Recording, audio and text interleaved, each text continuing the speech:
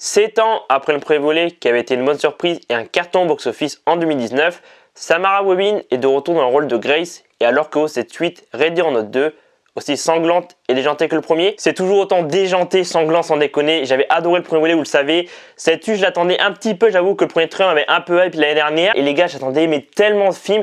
Vous savez que clairement en 2019, j'avais surkiffé le premier volet. Je crois même qu'il était parmi mes films préférés de l'année 2019. Quand une suite était annoncée, j'avoue que j'étais un peu intrigué parce que je trouvais que le premier film se suffisait à lui-même. Après, on sait qu'en général, les films à petit budget sont très souvent rentables. Ils récoltent clairement beaucoup plus parce que c'est des films justement à petit budget. Ready or Not 1, le budget c'était 6 millions. Il a récolté plus de 50 millions au box-office mondial, 28 millions côté États-Unis. Là, le 2, le budget serait de 14 millions et là, il a récolté dans les 38 millions. Côté box-office mondial, donc c'est clairement beaucoup moins que le premier volet, mais c'est quand même un petit budget, 14 millions c'est un petit budget, et je pense qu'il est clairement rentré dans les frais, même si la promo je pense a été peut-être un peu plus accentuée par rapport au premier volet. Je pense que 38 millions, le budget est largement remboursé, et je trouve qu'en vrai, ce second volet, ça fonctionne tout aussi bien que le précédent volet. On est vraiment dans la continuité, dans la lignée du précédent volet. Ce que j'aime bien avec ce Ready or Not 2, c'est que ça reprend vraiment là où c'est fini le premier Ready or Not, donc vraiment sur les marches au niveau de la maison qui est en train de prendre feu. Là, elle va faire un malaise et tout, du coup, elle va aller clairement dans une ambulance et tout. Et ensuite, ça part en cacahuète. Franchement, on apprend qu'elle a une sœur. Sa sœur va être prise dans le truc. Et là, quelques minutes après, ça recommence. Il y a toute une histoire que la famille, clairement, le Domas, clairement, ils sont morts, clairement, que la mariée a survécu. Donc là, on apprend que, clairement, c'est un peu un clan, une sorte de secte et tout, et qu'il y a une histoire de pacte et tout. Et à ce moment-là, ça commence dès l'hôpital. Donc franchement, t'as même pas le temps de souffler. Au bout de 10 minutes, clairement, ça commence et tout. Et ensuite, clairement, ça fait que de monter au fil du film.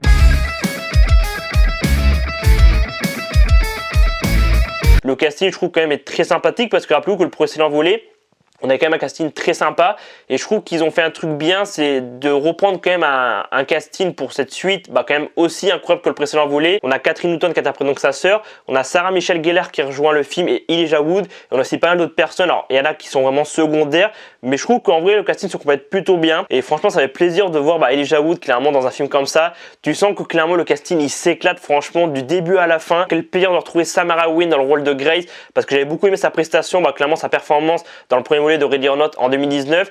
Franchement, j'avais adoré. J'étais en mode la meuf, elle est exceptionnelle. Et là, on reprend son rôle de Grace et elle est encore une fois exceptionnelle. Je trouve que le duo Samara Weaving, Catherine Newton se complète hyper bien.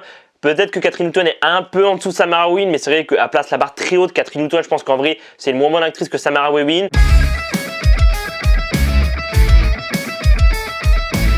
Cette suite, en vrai, elle apporte pas grand chose de nouveau parce que c'est un peu répétitif. Tu sais clairement comment ça va se dérouler. Quand tu as eu le premier volet, t'as plus vraiment l'effet de surprise. Il y a peut-être un peu plus de moments sanglants, un peu plus de moments gore et tout.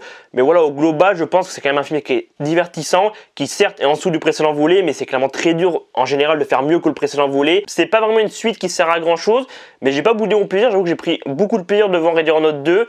Je trouve que clairement, c'est toujours aussi déjanté, toujours aussi fun et complètement what the fuck sans déconner. Le final, j'ai pas envie de spoiler, mais franchement les dernières minutes du film, j'étais en mode c'est du gros n'importe quoi. J'étais en mode ok, les gars ils y vont encore, vraiment c'est encore gore. Il y a aussi des moments comiques, des moments drôles comme dans le premier volet. Franchement la scène quand on a deux personnages dans la salle de mariage, ils se mettent clairement du truc dans les yeux, du coup ils voient plus rien et ils se tapent alors qu'en vrai ils se tapent pas, en fait ils frappent dans le vide et franchement ce moment il est à mourir de rire. Je pense qu'en vrai c'est le moment qui m'a fait le plus rire dans le film. Si vous avez adoré le premier volet comme moi, peut-être que vous serez un peu déçu, vous vous direz comme moi, il est un peu en dessous du premier volet.